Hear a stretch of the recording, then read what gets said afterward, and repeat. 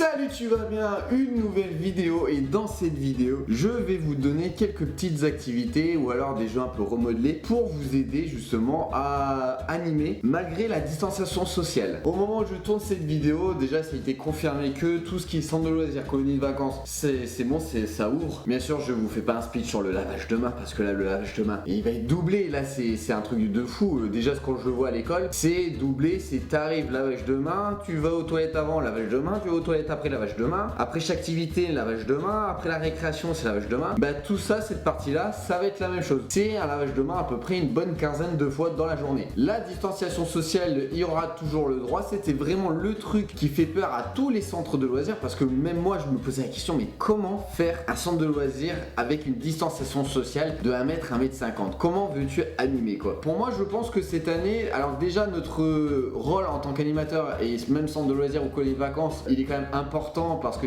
notre but c'est quand même de leur amener quelque chose, de leur faire voyager, de leur faire imaginer les choses. C'est pas s'occuper des enfants, c'est au-delà de ça, ce n'est pas juste s'occuper des enfants. Le souci c'est qu'il faudra quand même respecter la distanciation sociale de 1 mètre, 1 mètre 50 à peu près. C'est comme quand vous allez rassembler vos animateurs, quand vous allez faire des réunions. Alors si vous pouvez faire vos réunions dehors, limite ça serait le mieux, comme ça au moins vous êtes à plein air et puis vous pourrez facilement faire une distanciation sociale.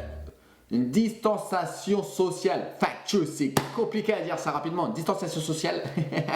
Par contre, si vous êtes dans un endroit fermé où il n'y a pas moyen d'avoir 1 mètre, 1 mètre 50, là malheureusement vous serez obligé de faire une réunion quand même avec les masques, les procédures sanitaires, etc. etc. Respecter tous les protocoles. Jeunesse et Sport a donné des informations un peu bref quoi, mais après je pense qu'on sera vraiment clair, net, précis, mais vraiment juste avant que tous les centres de loisirs commencent ou alors colonie de vacances. Donc voilà, cette vidéo là clairement je vais vous donner quelques activités qui a distanciation sociale et puis voilà, c'est vraiment une vidéo pour vous aider là parce que nous sommes tous ensemble, on est une équipe. Ah ben, le budget de gel hydroalcoolique il va péter cette année, hein, moi je vous le dis hein.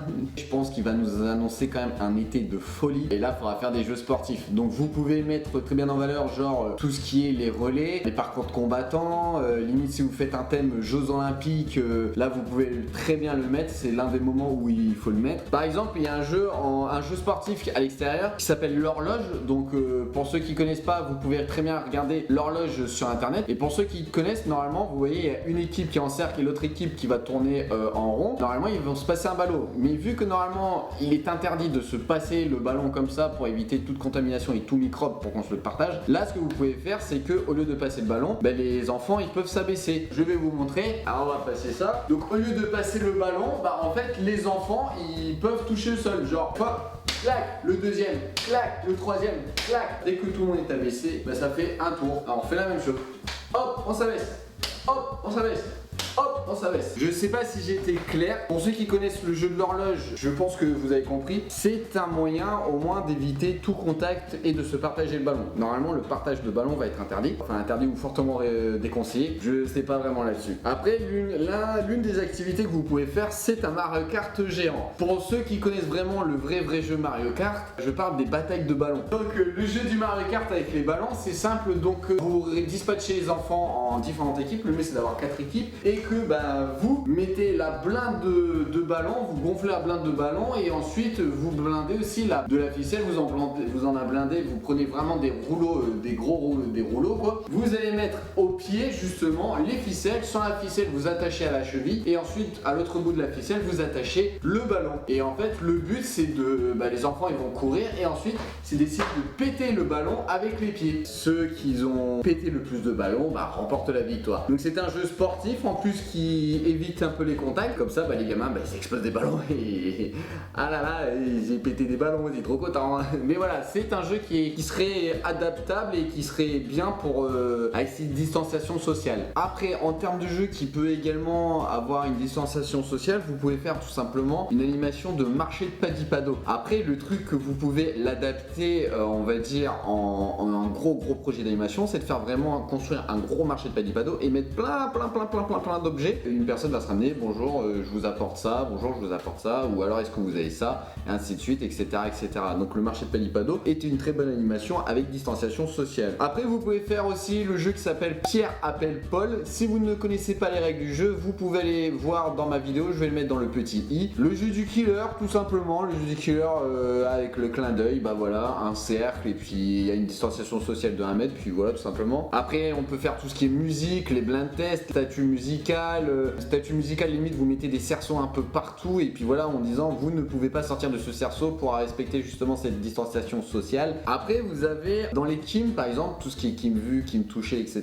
Donc le Kim touché, faut l'éviter parce qu'on doit éviter un peu tout ce qui est le contact. Après, vous pouvez faire quand même le Kim vu, le Kim goût, vous pouvez le faire, mais bien sûr, chaque enfant doit avoir sa cuillère, évidemment. Après aussi, à vous de voir si un enfant a des allergies ou pas. Après, vous pouvez faire une fureur également si vous avez un thème projet d'animation sur le thème de la musique, des instruments. Vous pouvez faire également tout ce qui est dessiner, c'est gagné. Sauf que la différence, c'est que chaque enfant a son propre marqueur. Après, vous pouvez faire des jeux de mime aussi, tout simplement. Un time's up, vous faites un time's up en grandeur nature. Bon, après, pour les tout petits, j'ai envie de dire le 1, 2, 3 soleil, ça passe aussi. Le chef d'orchestre, après le chef d'orchestre, si vous faites un chef d'orchestre avec les plus grands, faut arrêter les...